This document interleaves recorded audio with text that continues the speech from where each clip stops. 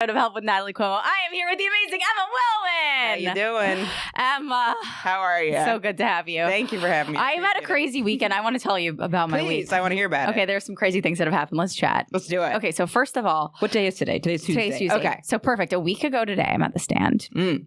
And this is funny. I have a little bit of a joke. It's about how I have a tattoo, and I like that you said I have a little bit of a joke. That's how I preface my jokes too. Yeah, I have a little bit of a joke. I'm like, I got kind of a joke type thing. I'm not saying it's a. I got a joke. I got a little bit of a joke. It's I have a tattoo. My ex's name is Dan. My boyfriend's name now is named Dan. Oh yeah. That joke, right? Yeah. But the ex cover up, it looks like a moth that shaped like a penis. That's what I say about the tattoo. Right. Not a nice thing to say about the tattoo. Right. I look into the audience. The guy that did that tattoo is sitting in the audience. No way. I swear on my life. And I just my heart sinks into my chest. Is it true about the tattoo, or is that just for the joke? It looks like. So that's what I'm wondering. Do you think he thinks it's just a joke? In my head, since I know it's true, this tattoo has been called a penis so many times. And if he did that cover up, I mean, I feel like being a faulty tattoo artist, he had it coming. I mean, so he's good. The reason he is there is because, I told my friend about it, and so he tattoos my friend. My friend was also there, so he's you like in the him enough. audience. He knows you've given him referrals. I've given him enough work. Right. However, he knows that's the tattoo that he did, and I just look into the audience and I see his eyes after I said it's a moth that looks like, and I was like, I'm gonna die. I mean, if you're saying. I mean, one, it's a comedy club, so it's a little bit of leeway. The chances of that happening are very slim. It was crazy. I mean, that's very, very slim. Did you talk to him afterwards? No, I ran to my car and I waited in the car. I actually saw him walk past the car and leave to the subway. You must have been so thrown. I was and then I tried to do a joke afterwards. I literally couldn't do it. I was like, sorry, guys. I just zoned out. Anyway, hi. I just blacked out and remembered how much I do love the tattoo. It's my favorite tattoo. I always wanted a penis on me. It was a gift from God. It looks it looks penisy. Do you see how it's penisy? It's penisy, but here and here. Okay, it's definitely a moth before a penis. Yeah. I mean, now that you say penis, it does look like the top of a penis, but it's a moth before a penis. But it's penisy. It's penisy. He didn't do such a bad job. I think it's still a nice tattoo though, so it's he shouldn't be ashamed of the tattoo he did. You think he's thinking about it? This is making it worse. You fucked up. Your tattoo career's over. No, I think that if I saw someone doing a joke about a tattoo I felt good about, I'd be like, ha, ha, ha. Also, you know what? This makes a difference. My Adderalls, my Vyvanse kicked in. Yeah. I'm thinking clearly. It makes a difference that it was a tattoo cover-up. So he had less to work with. He did. And so it's kind of it's like a circumstantial, how funny is it that this happened? Or is it oh my God, I'm in the act? Or that too. You know what I'm saying? And because you've given him referrals, I feel like that's you know what you could do? You could send him a message, be like, hey, thanks for coming to the show last night. Great to see you. He never even messaged me hey, Natalie, it was great to see you at the show. Has he come to a show before? Years ago. Now, Emma, I didn't even... Life. What? It was mortifying. Especially when you just turn and make eye contact with the person. You're like, oh. You're here. Yeah, You're here. Everybody, clap it up for tattoo slippery hands or whatever the fuck. Slippery hands. Shake right after he did it. When you saw it, were you did you notice the penisness? No. So I think what happened is over time, it kind of. I didn't realize that two of the wings are pretty close together, and they turn into one ball, then another ball instead of having. It wasn't even when he did it. Yeah. Okay, so I feel like I don't know about you, but if there's something I feel good about and someone makes fun of it, I'm like, oh, whatever. Yeah. So if he's like, hey, I did what I could, you made it the penis girl. If he's like, that penis was your body penis in it. Your body smushed it into a penis. Yeah, you made the penis, not me. You made it a penis. If you really wanted, you could send him a message and be like, or you could be like, I'm so glad you were there last night. I love the tattoo. It was my body that made it a penis. I do that with everything. And he's like, what? Yeah. He was like, I wasn't even there last night. And you're like, oh, shit. Fuck. Yeah. Oops. You're 100% sure it was him? Yeah. And I said, yes. That's scary. That's crazy. Yeah. Because it does take you out of it too when you make eye contact with someone you know. Because if I do that, then I want to stop the show and be like, hey. I was like, oh, yeah, exactly. You're one of my favorite comics ever. I appreciate that. I saw you do this set at the stand. I was like, I wanted to watch you forever. Yeah. That was so funny because it was I remember I was just plowing through that set. So good. I just remember being like, woof. And then afterwards you were like, that was great. And I was like, what? But then I was like, oh, I just remember being surprised that you had that reaction to that. So I appreciate that. I love everything you Thank talk you. about. And then you're like, are you Italian or Jewish? Italian and Jewish people love me. And I was like, I'm both. That's so, because there was some word you used where you were like, I don't know if you said brilliant or you used some word. Oh, yeah. And I was like, okay, the only other time I've been called brilliant is probably been twice in my life. And both of those times the people were Italian and Jewish. Oh, yeah. Italian and Jewish, straight girls, 24 through 35 are the only times everyone, drawing from a very small sample pool. All right. So thank you, but I appreciate that. So Emma, here's what I want to know. Anything. A little bird told me that you are a bit of an inventor. I tried to invent something. Yeah. Tell me about it. Okay, that's okay. Well, so my great grandfather on my dad's side was an inventor. Mm-hmm. My dad's grandfather's father. He was a successful inventor in Germany, and like he tried to invent a ton of things, and then none of them really took off, and then one of them did, and he invented the process for improving the pasteurization of milk. Oh, and he sold it for a set fee. And then my dad's dad kind of went nuts because if he had sold it for 1%, he would have that would have changed everything. Okay. But my dad's dad then tried to be an inventor and nothing really clicked. But we had all these invention, patent and almost invention things around my house growing up. So I would see that and be like, okay, it can be done. And in college, I did really poorly in elementary school, didn't do well in high school. And then in college, I did well. So my confidence was popping. Yeah. And I was like, I'm going to be an inventor. I'm going to do this. Yeah. So I came up with some ideas and then I started going to an inventors group they would have it at MIT. I found it on Craigslist. So okay. I don't think it was associated with MIT. That's probably why they had us in a parking lot. No, it was in a building. It was in a building and it was once or twice a month and I would go to that. I was going on Craigslist a lot back in the day. Really? Yeah. You felt safe? Did you have a Craigslist phase? No. Good for you. That's a good sign of mental health. No. So I had a real Craigslist phase where I was always anytime I had a question, I would post it on Craigslist. Okay. I would always, even when I tried to learn how to dirty talk, I put an ad on Craigslist will someone practice dirty talking with me? Really? Yes. No. I got nervous because I was I don't know enough. I was dating someone that was into it. And I was yeah. I know all about that. And then I was I don't know enough phrases. So I went on Craigslist. What'd you learn? Well, so the only person who responded, I've tried writing about this before, but it's just too far out. And the only person who responded was an older Indian guy. Uh-huh. And I know that because he was hi, I'm an older Indian guy. I will practice with you. And I was okay. Uh-huh. So we did it 3 times, but it was too weird. In person or online? Online. So what'd he say? Well, okay, so he was this is way back, but he was he was into, because I was thinking we would just go back and forth where I'd be okay, so let's start. You're a little whore, come over here. I was where do we go from here? And then he was now I really don't want to yuck anybody's yum, but he was specifically into getting peed on. And I was that's so specific. You didn't ask for such a specific niche. Yeah, his ad should have been, can we talk about getting peed on? That's so specific. And I would have said swipe. But I was I was trying to get a roll going. Something more specific. Right. And so then I was well, I'll tell you I'll pee on you. But I was eh. And then so we had a little bit of back and forth. And then he wanted to meet up in person. This is it's too much for him. And then he wanted to meet up in person and get cheesecake. And I was that's cheesecake. Too weird. Because that's what I said. I was it's so, what's with the cheesecake? Why cheesecake? So I blocked him. Sounds like a color theme. That's what, yeah. I was then I blocked him.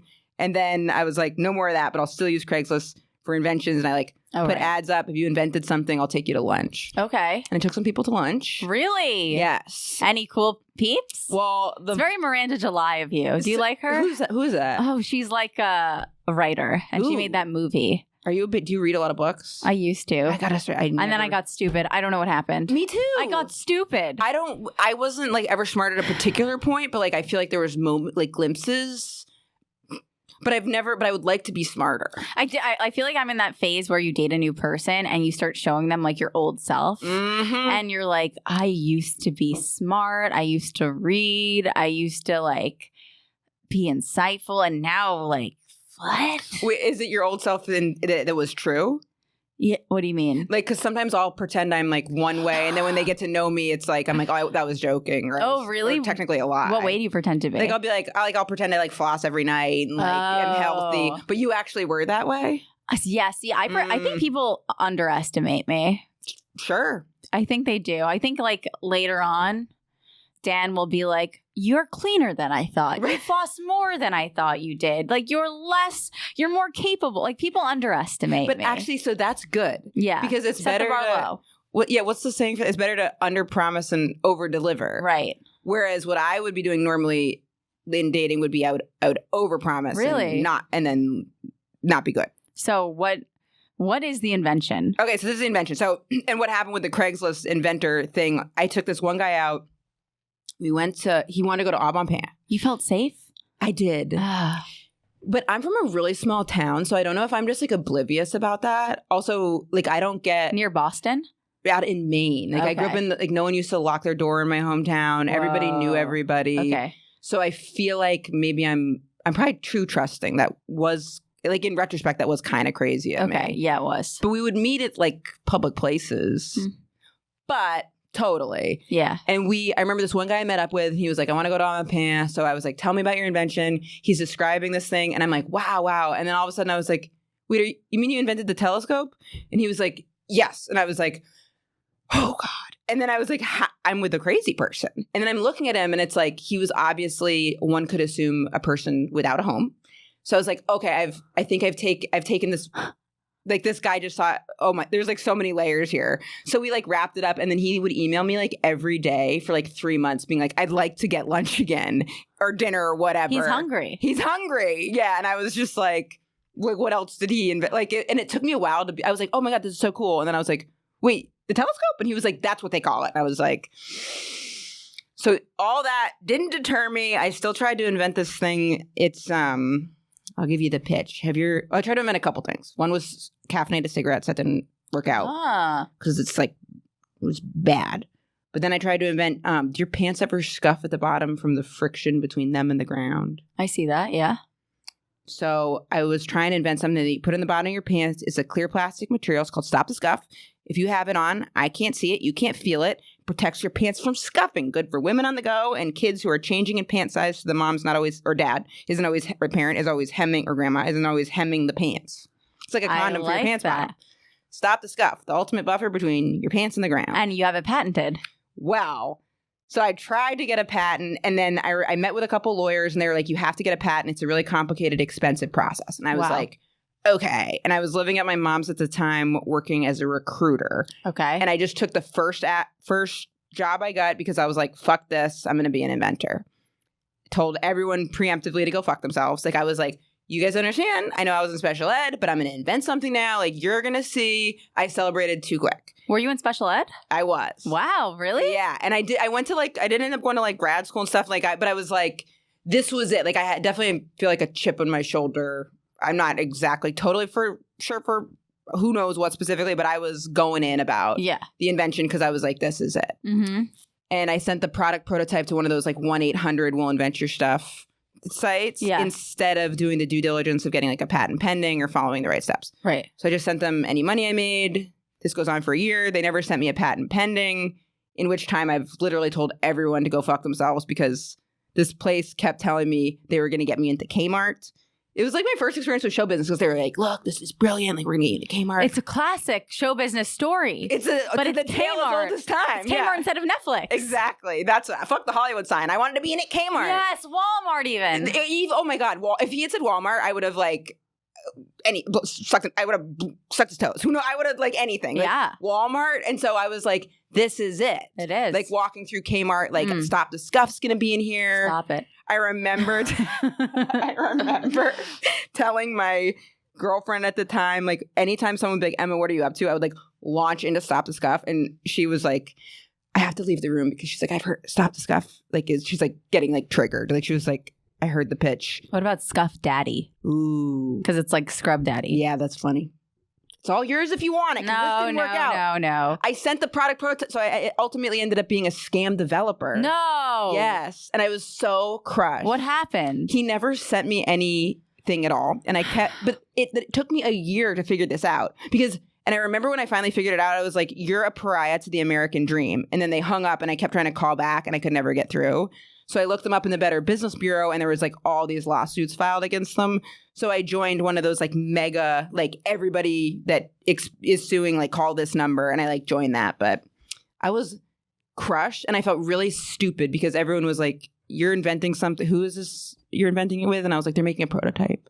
Like, you don't know them. They go to a different school. Like, I was like that person. Do you feel like that there's like a major crossover between that and the entertainment world? I really do. Like, how often do you feel like someone's like, I'm making a show. I got this part. I'm doing this thing. I'm in Kmart. And it's like, doesn't happen. Like, how often do you feel like someone says like, Emma, congratulations. We have to tell you something like, we want to do this with you. And then it's...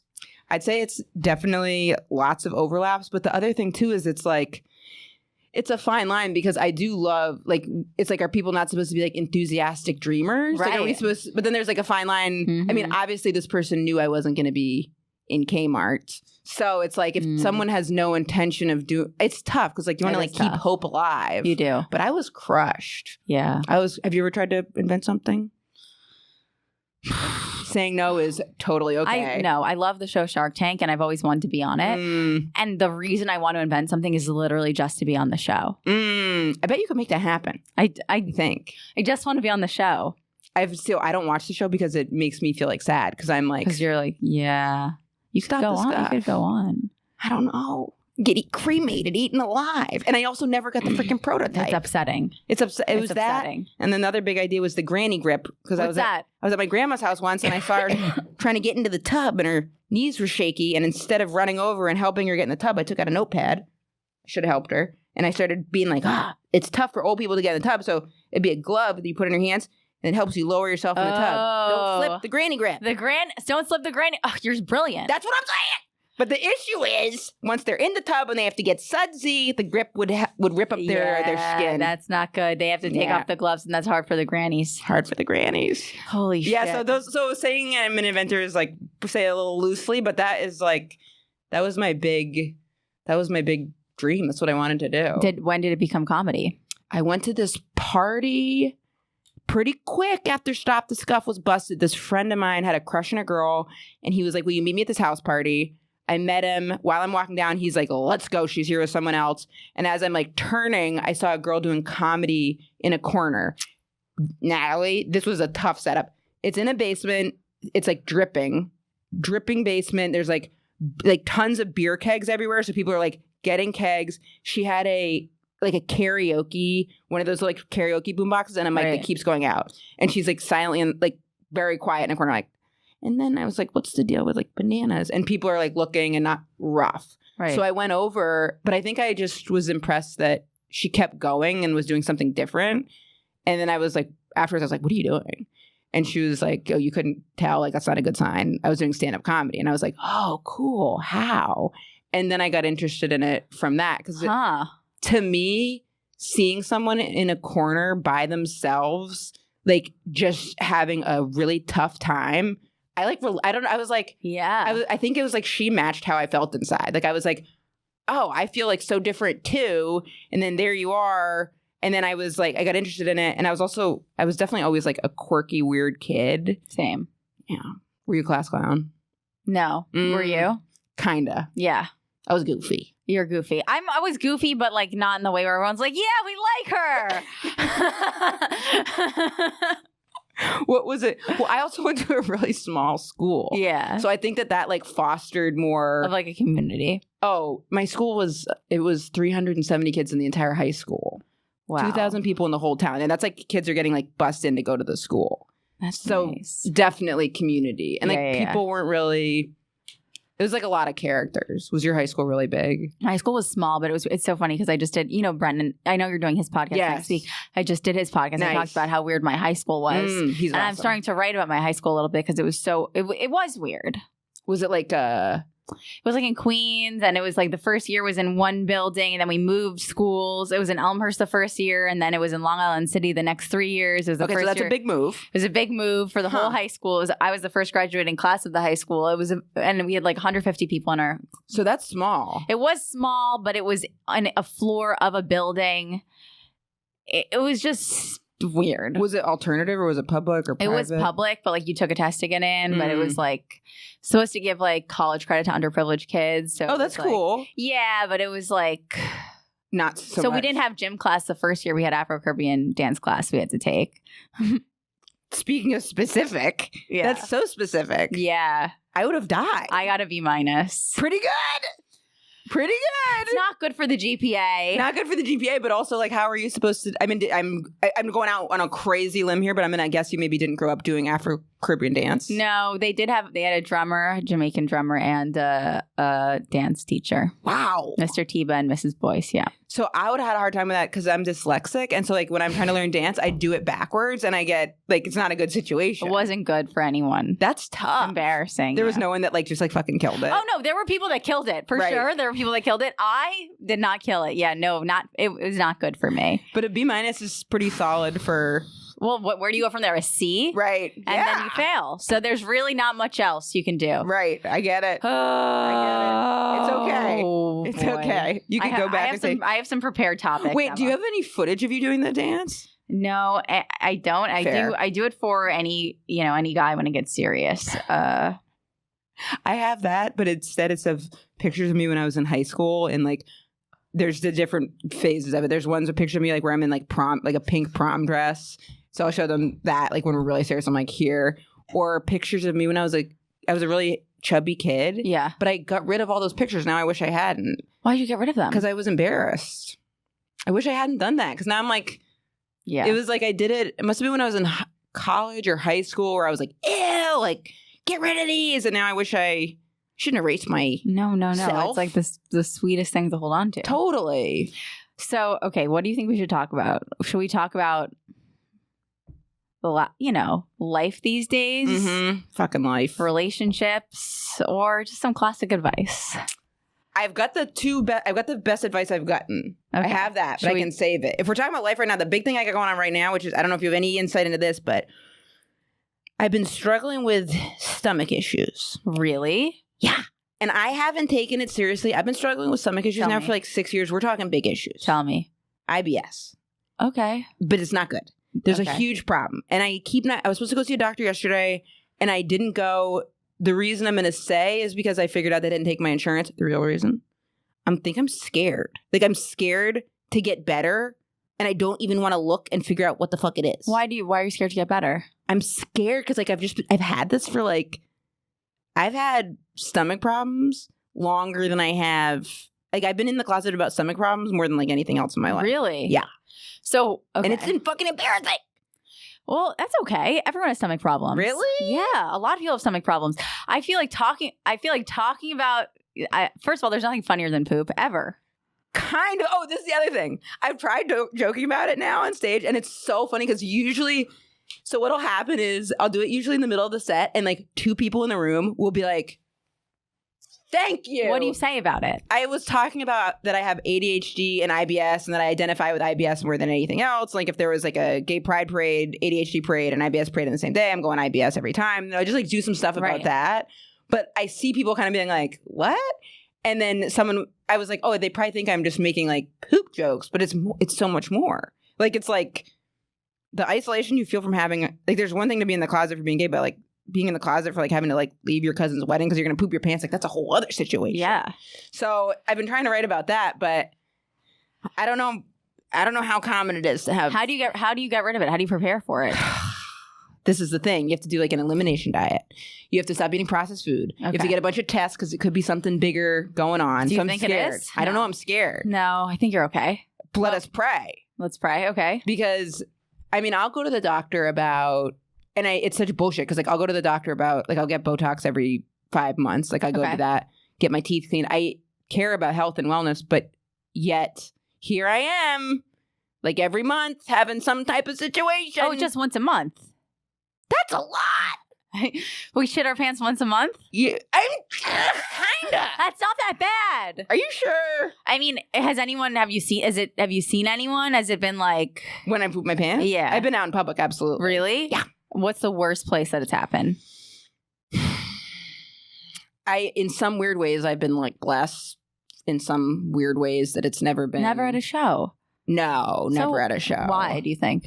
Well, I truly don't know. I mean, what I hate is when people are like, oh, it's nerves. Like my girlfriend was like, she's like, I really think it's connected to anxiety, which to me, I'm like, that would be so embarrassing if I'm like pooping my pants because I'm anxious.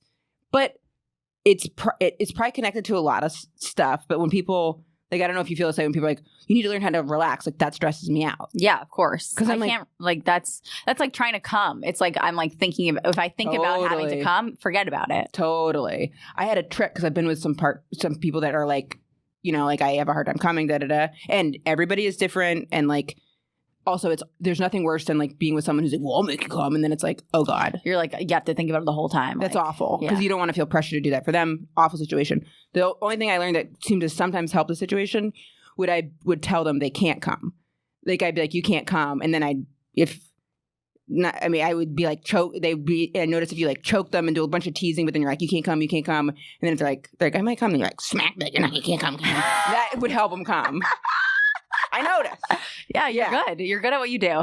It's sex is always between you and the person, where it's no one gets any extra credit for anything. But I did notice like that reverse psychology seemed to help sometimes for people. But so God bless my girlfriend for still being with me while I'm freaking pooping my pants. Dan and I were staying in an Airbnb this past weekend. I had a terrible stomach ache, and he was like, yeah, I heard absolutely everything. I was like, that's why, you know, it brings you guys closer. Well, that to me, that is so totally fine. I mean, that's like that happens. This feels like it's like a lifestyle thing I haven't taken care of. Right. You know what I mean? So stomach stuff, like that happens. It sucks. No, it and you're sucks. gonna hear him like I'm sure he's gonna get food poisoning sometime. Yeah, but you wouldn't care. Yeah, no, I wouldn't care. I don't care either. I don't care either. I just feel like other people care. But yeah, no, that. Do you think it's tied to anxiety? Do you feel like people are undermining like I feel like people will have like heart problems or like problems like you have? Do you feel like it's undermined? People are like, oh, it's just anxiety. You're like, wait, no, this is serious. I don't know because I don't talk about it. I mean, I know it seems silly now. Like I'll talk about it on podcasts every now and then, but I don't talk about it much like interpersonally. Yeah. Like because it's hard to bring up in conversation. Totally. Like at what point? Because Lexi, my girlfriend, the other day was her sister is a doctor, so she was like, do you want me to ask Tori about like that you're pooping your pants? And I was like, no, Tori better not, she doesn't know about that. And she was like, and I was like, did you tell Tori I poop my pants?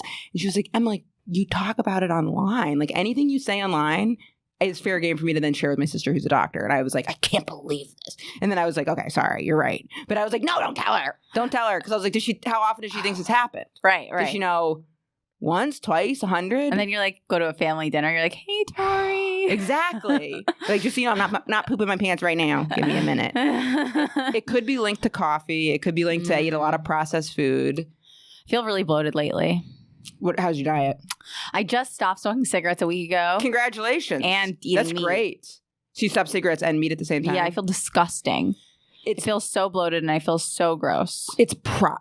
I mean, how much meat were you eating? Chicken. So it wasn't like you weren't on the hard stuff. No, I was occasionally on the hard stuff, but I just feel really disgusting. I think it's the cigarettes. I feel disgusting. Because quitting smoking, this is like, you heard it here first, like it's so hard because it's not just the nicotine, it's also like the habit around it. Yeah, like I've been eating so much junk food. Totally. It's terrible. Totally. What made you decide to quit? You were just like, this is it? It was gross, I guess. Good. That's a good reason. It's definitely like... It's disgusting. Because I'll smoke cigarettes sometimes now too, and I'll be like, oh, I don't drink, like I can do whatever, but every time after I do it now, I feel shitty. This whole day, I'm like, I'm going to smoke a cigarette and have a nice poop afterwards. You should be, yeah. Show off! You should be so proud of yourself for not smoking though. Like that right now, like if you do nothing else this entire... How long does it take to break a habit? I think it's... People say 30 days. Or 90 days. But if you do nothing else but not smoke a cigarette today and like every day for the next 30 days, like that is a huge accomplishment. No, it's not. It really is. Hey, do you feel like it's really hard to make accomplishments feel like accomplishments? Like I feel like maybe I've accomplished some things, but I don't know how to feel like I have. I don't think I've ever had an accomplishment in my entire fucking life, except for one time in my life. I did Pilates like consistently for like 2 weeks, but then I hate myself because I like didn't stick with it. So I totally agree. Yeah. And my mentality forever was like, it's not what you get, it's what you turn it into. And I remember I had this manager. She was awesome. She was not in management anymore. And we filmed something. And afterwards I was like, okay, like now we got to do this and we got to do that. And she was like, Emma, like just as a person to person, like just enjoy this night right now. Because like if you can't enjoy when something nice happens, like what's the point of it? And I remember being like, I didn't know she was a crazy person. And then, but she was right. Like she was, that's a good advice. But I don't really ever feel a sense of accomplishment with career stuff. But Same. like I did feel really good about myself when I did that Pilates class every day for 2 weeks. I think it's going to be impossible to feel accomplishment around career stuff. So I do have to start feeling. Yeah, finding it in something else. But the other thing is, I mean, this is like tough time to tap in because I'm not like feeling too hot on myself right now but it's like I feel like I'll accomplish stuff, but then it's the sticking with it. And then I get so frustrated at myself for like when I tell you the person who gave me the best advice, when I did this program I did that and I really was so proud of myself like for doing that. But then I'm mad at myself because I feel like I didn't totally let it go, but I didn't stick with it that much. Tell me the best advice you ever received. Okay, this is what it was. Okay. So, and I love self-help stuff. Me too. I mean, I feel like it's so much easier to say to somebody else, like, there are things to definitely being proud of, like, you're in a relationship, like, be proud of, you should be proud of yourself for quitting smoking cigarettes. Yeah. It's so hard. Yeah. Smoking cigarettes is so much more than, smoking cigarettes is so many, like, as someone who doesn't drink, I didn't realize, like, it's not just, like, the drinking, it's, like, for me, it was, like, how I think about everything around it. I'm stressed out. I hate this. Oh, I don't like that person, but I have to be around him. Drink, drink, drink. Right. So with smoking cigarettes, it's like, get me out of here, smoke. Walking down the street, smoke. Driving the car, smoke. That's valid. So then not doing that. I'm about to go buy a pack. No, Just trick your brain. Be like, I'll do it tomorrow. Okay. Be like, I will do it tomorrow. I will literally eat cigarettes. I'll put them in my fucking nose. Because how long did you smoke for? I don't know. On and off for a while, but I was really smoking a lot. Yeah. Because fucking in New York, it's like especially we have to, like between spots and like, having to talk to, it's a good way to not talk to comics. Like it's right. So good. It is. It is. Because you're like, I gotta go. I gotta go outside to have a smoke. Gotta have a cigarette. And then like, you can't be like, I gotta go eat a pear or something. They'd be like, I'm gonna go outside and eat an apple. Right. Like, she's fucking lost it. The best advice. Well, I had two, but one of them's a runner-up and then one of them's like first place by landslide.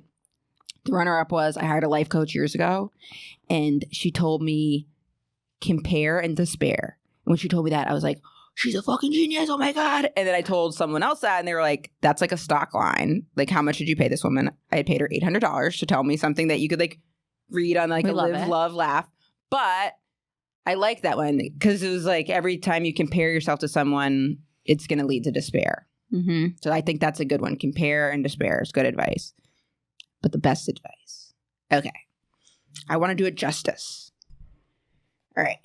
So to set the scene. So there's this woman named Stacia Patwell. She's a comedian and fitness instructor based in Los Angeles. I found her online because a comedian I know had done her program. She posted a before and after picture. Laura Bites. I was like, that's amazing.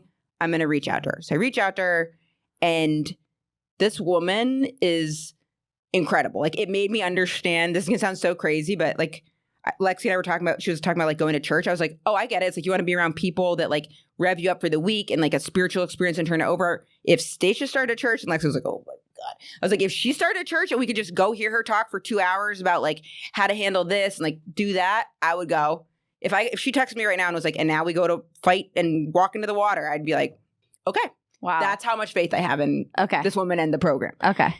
So it's like a workout exercise program, but when I was doing it, it's like she lays out this whole program.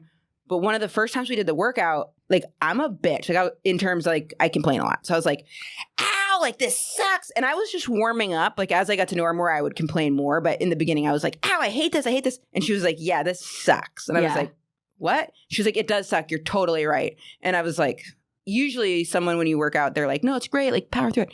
So then she goes, but you don't have to like it.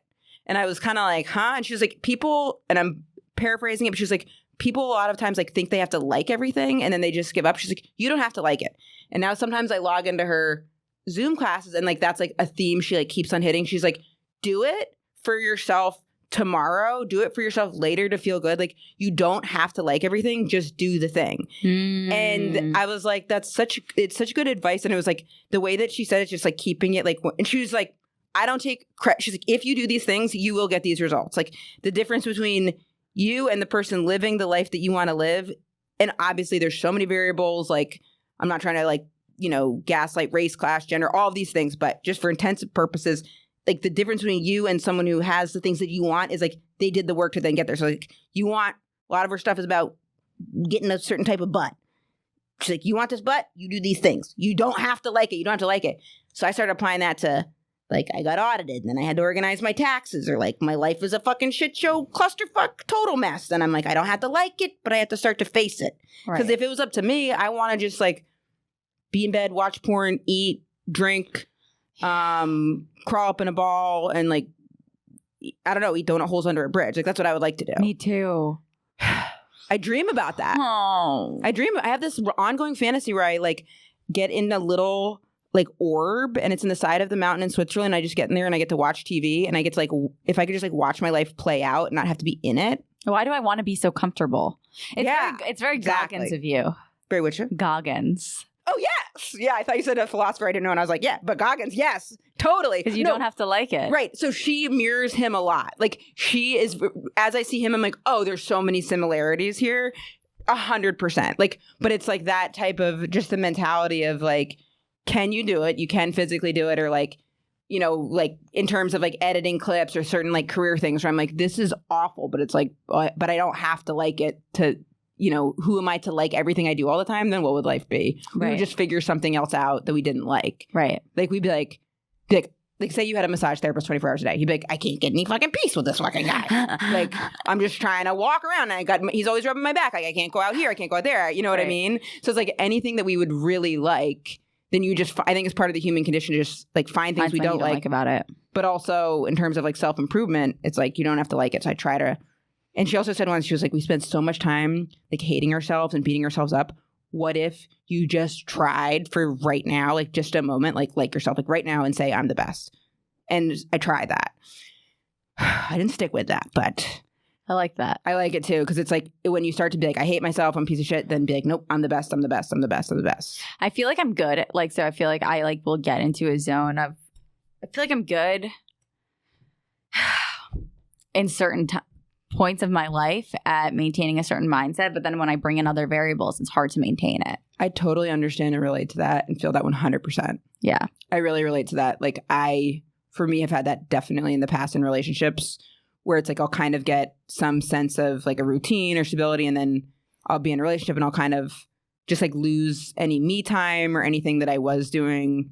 And in every instance of that, for me, that was me. Like, in any one of my relationships, they weren't like pushing for that. Like, I was always like, yeah. Like, at any point I could have been like, I need to go do this. Same. So I've had that big time. Or it'll be like, I have a hard time with change. Yeah. Which is weird since like I have no routine necessarily. Like, things are changing all the time. But like, I have a hard, like, this might seem totally, it connects to me, but like, I love going into the Cheesecake Factory because I know what to expect. Yeah. Like, I love having that same variable because then I'm like, I know how to be in this variable. Exactly. The Cheesecake Factory, so many options though, but you know what you're going to get. I know I get the same thing pretty much every time. That's why I like diners, because I'm just going to get a grilled cheese and tomato and maybe a mediocre soup. 100%. Give me that goddamn mediocre soup. I know it's going to be mediocre, and that's... I want the mediocre. God forbid they bring you a good soup and you're like, what's happening back there? I want flies in it ASAP. Yeah. There's a fly in the soup. No, there's no fly in the soup. We need a fly. Bring back the flies. How do you get yourself back centered after you like go astray? Maybe getting a tattoo is a centering thing. I like to get a tattoo. I feel like that's always been like a good point for me. I feel like a walk with my dog. Totally. Always like a phone call with a friend. Yeah, just getting out of your head helps. Yeah, it is difficult for me though to come back to myself, because it is something that I do is I lose myself, and it's hard for me to come back to myself sometimes. I relate to that so much. I don't know why. I was just about to say I don't know why. Why? Because, I don't know why too, because it's so interesting, because it's like, it's ourself. Yeah. So I'm in here the whole time. Right. It's me. It doesn't feel like, I feel like I'm not though. Totally. Because then sometimes it's like, I'll get scared because I'll be like when sometimes people are like, oh, you got to trust yourself. I'm like, you want me to trust me? Okay, starting at a very young age, I was snorting pixie sticks. Like, I was the kid that, like, let's put anything in the microwave and I'll eat it. Like, I was that. Like, I'm like, trust myself. Yeah. I fuck me to my own devices? Yeah. Not a necessarily good situation. I bought a tattoo gun on Amazon and started going Bazanga. There we go. It's not good what I do. Right. It's not good what I do. Trust your gut. I poop my pants. Like, my gut's fucked up. Like, that scares me. It's weird because, like, okay, so I felt like I started feeling confident with my comedy when I was like, I don't give a fuck what anyone thinks of me. This is what I kept saying is I was like, I don't care what people think of me. There's no one in my life. I felt like this. I felt like I don't have friends. I don't have a boyfriend. There's no one who can text me saying, you posted that? That's fucking stupid. I felt like this. Like, I felt like there's nothing I can say, nothing I can post that's bad because there was no one in my life that could come back at me and be like, you did that? That's fucking lame because I don't have anyone to care. Like, but now, like, having a boyfriend, I feel like this other weird thing where I'm like, there is someone whose opinion I care about. And it's weird because it's like, how do I maintain this, like, kind of like, I don't care what anyone thinks of me, but also like have a boyfriend and be like, I actually care what this person thinks of me. How do I keep that freedom of being like, I don't care what anyone thinks about what I say, but also I do still want someone's approval now because I know what love feels like right now and that feels good.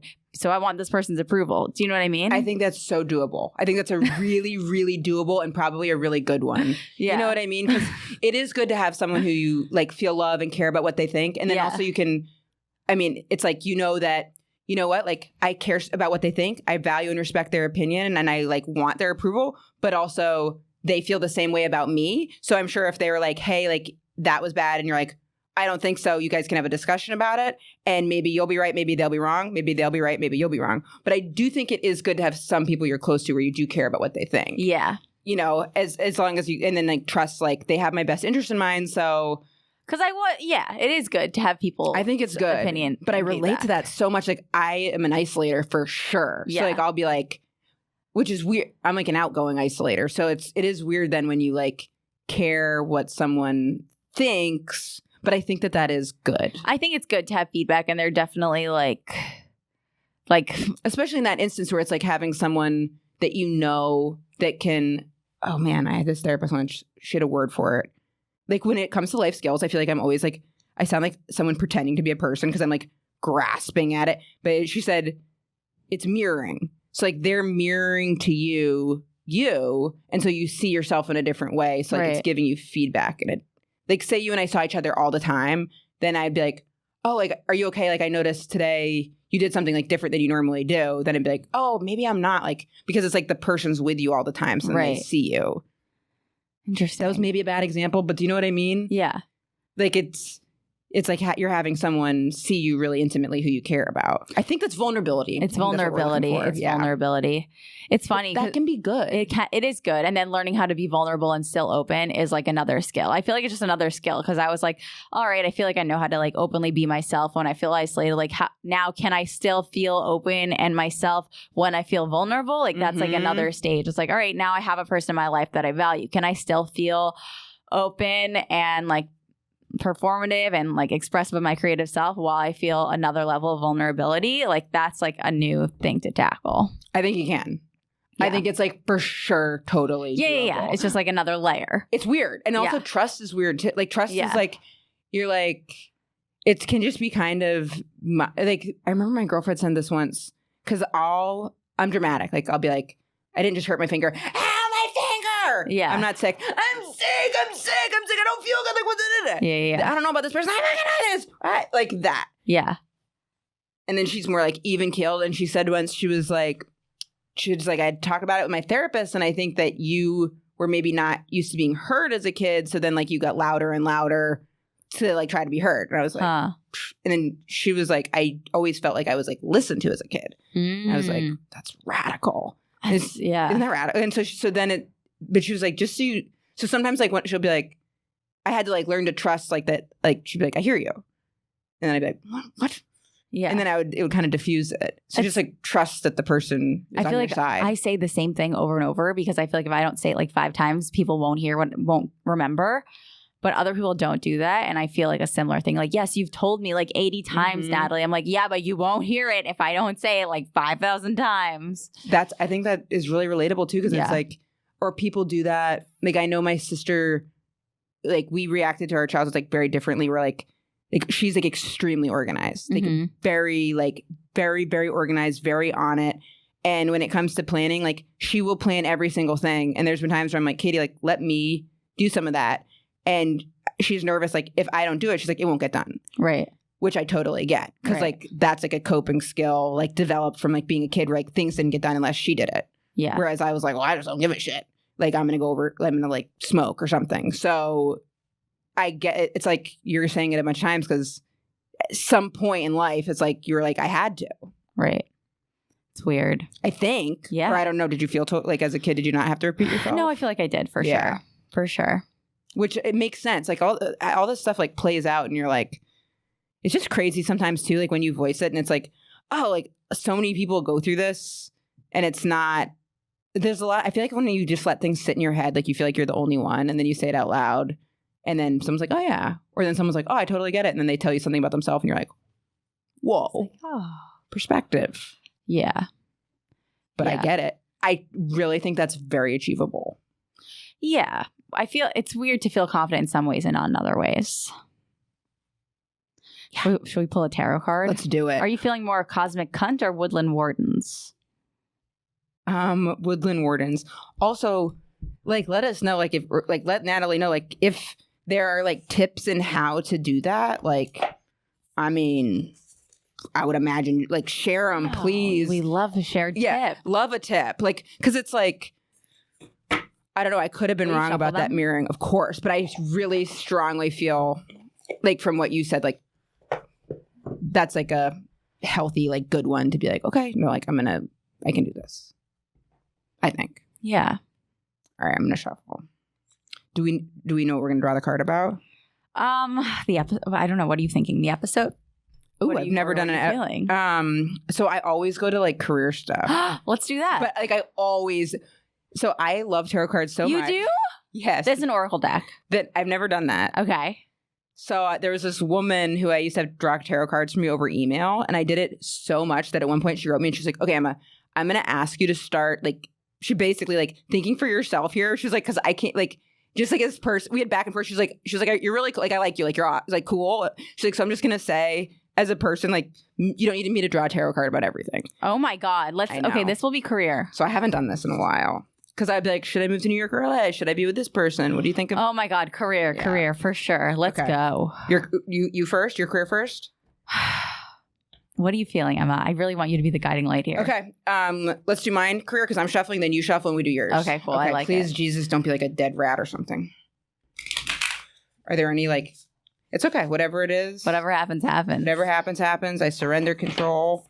And you're okay. Cool. Please be a Bentley. Please be the IRS leaving me alone. Are you still being audited? They haven't gotten back to us, and I'm scared out of my motherfucking mind. So, all right. Peace and love. All right. I love this. Okay. Everything's okay. Everything's okay. And Lord have mercy. If someone stresses you out, like, it's like, pray for them. That's what I've heard you're supposed to do. Do you like nail polish? I'm not a practitioner. Yeah. But my girlfriend has it and it's quite nice. You like it, yeah. I mean, I'm totally pro. You're pro. How do you feel about it? I don't know. I'm bothered by mine at the moment. It's really on its last legs. Oh, I can see. Yeah, she doesn't get her nails done a lot. Yeah. But, I mean. Yeah. On the last legs, it's no good. When it's fresh, it's nice. Yes, I could see. Do you paint them yourself or do you? No, I go to the place, but then the in-between, it's no good. I get that. Okay. All right, ready? Yeah. And then I draw it? Yeah. Okay, here we go. Ooh, the turtle and the coriander. Satisfaction. What's a coriander? I think it's some sort of herb. I'll take it. It's 31.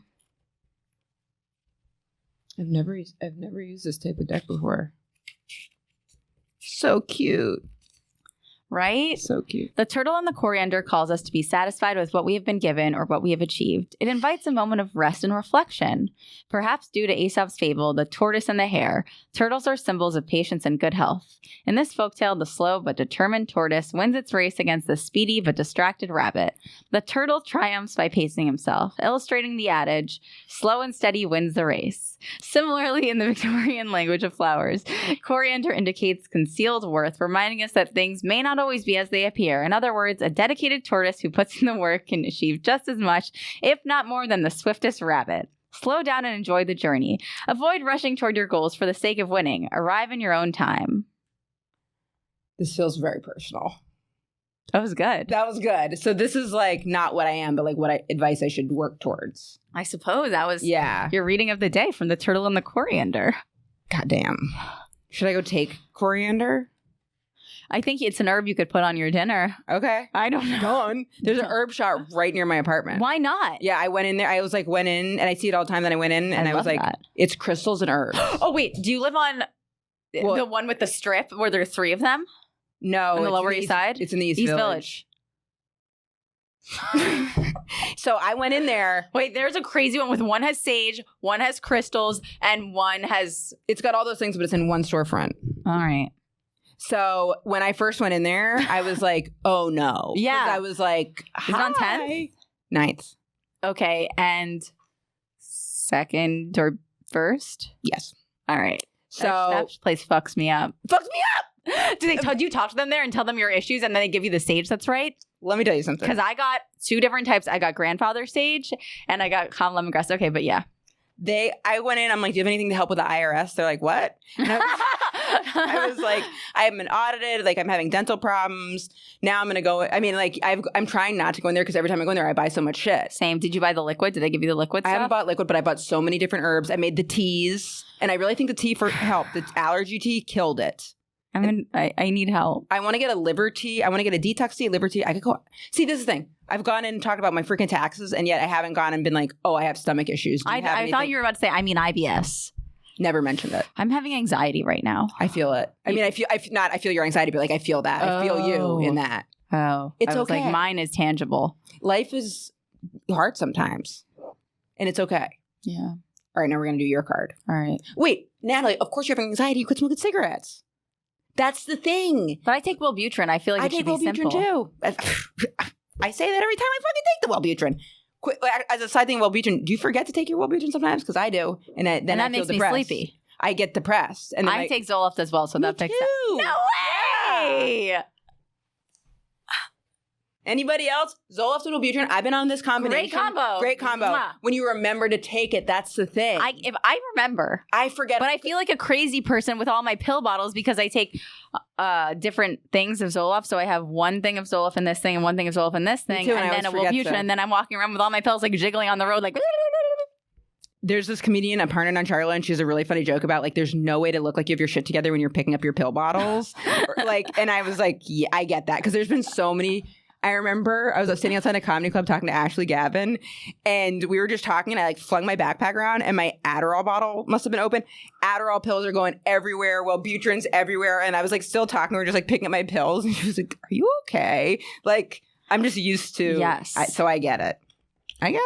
And I take ADHD pills, and I forget to take those too. Oh, okay, that's good. I'm going to give you the card. I'm going to cleanse my energy from it. Now, I want to tell you, I want to get this out of the air. Yeah. Dan heard a comic talking shit about me in Buffalo, and I confronted him. Confronted the comic? Yeah. Good for you. Yeah. How'd it go? The story. It was funny. Yeah. Did they, he was in the bathroom, and the comic goes, she didn't even come out. I didn't even know the person was a comic. She goes, she didn't even come out and talk to us. And then the guy goes, who? And he goes, Natalie fucking Cuomo. And then the other comic goes, shh, you don't know who's in here. And so then we're all standing in a circle, and I said, so you're talking shit in the bathroom? And then his face, it was the men's bathroom too. So then his face just goes like he was just wrecked. And did he say I'm sorry? Or was he like, I'm so sorry. I didn't mean it. I don't want blah, blah. I'm so a big fan of you, blah, blah. And I was like. See, that's scary too, because it's like, you're like, I was going to come out or I wasn't going to, but like why, when someone feels like entitled to something, then they blow it out. Like, you're like, the punishment doesn't fit the crime. That like, maybe I didn't go out. Maybe I had stomach issues or whatever. Maybe I didn't even know who you were. Why would I know who you were? Was it outside, like after you did a show? We had just got there. It was like a bar show. Right. It was in a bar. Right. And we were in some weird kitchen. Like, there was no... It's a lot going on. It was fucking crazy. Like, I didn't know where I was supposed to go. Good for you for confronting the person. And then afterwards, he came up to me again and said sorry. And I was like... And he looked like he was going to cry. And I was just like, cry. Cry. Bitch! Because also, it's like you don't get the chance to do that online. Mm-mm. So now you get to see in real time, like... Cry, bitch. He's like, I don't want you to think that I'm just some belligerent drunk. I was like, oh, so you're wasted too? Totally. You're like, I didn't even know you had been drinking. I haven't had a drink in 2 months, you fuck. Right. Have you not been drinking too? I haven't had a drink since Dan and I started dating. This is a big thing of anxiety. I think it's like a changing biochemistry or whatever. Lots going on. You know what I'm saying? But I think it's the smoking. I think quitting smoking, I think, is definitely an anxiety producer. I'm a doctor. I'm on mental health TikTok, so I know. I love mental health TikTok. Keeps popping up on my... Me too. But it's also like, I've had so many TikTok mental health people, I'm going to put these ones in quotes, where they'll be like, social media is toxic. And I'm like, bitch, what am I supposed to do? And then they're like, watch this video to learn how to stop watching videos. And I'm like, my head hurts. They're like, when he does this, he's bad. And I'm like, Totally. Okay.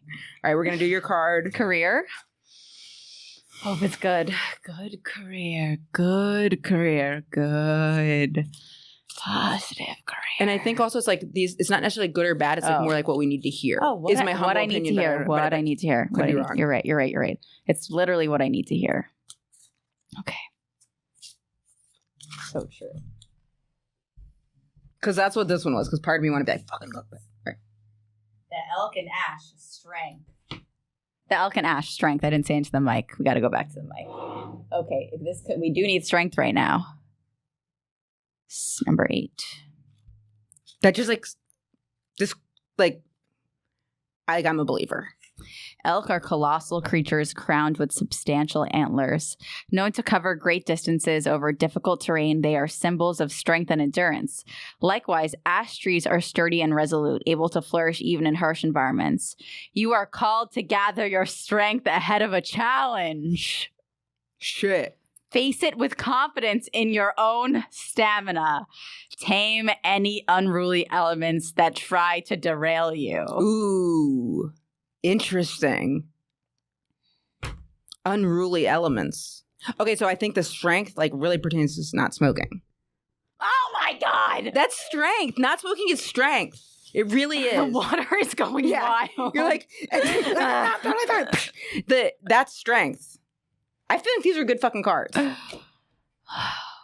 This guy is so cute. My dog, so cute. My dog gobbled down poop this morning. Oh, dogs can do anything, and I think it's cute. Yeah, but I don't know why, because then I couldn't kiss him on the mouth. I want a dog so bad. Do you bring him with when you travel? No. He wouldn't like it. Yeah, I get it. Oh my God. All right. These were great cards. Strength. These How are do really I embody good strength? cards. I can embody strength.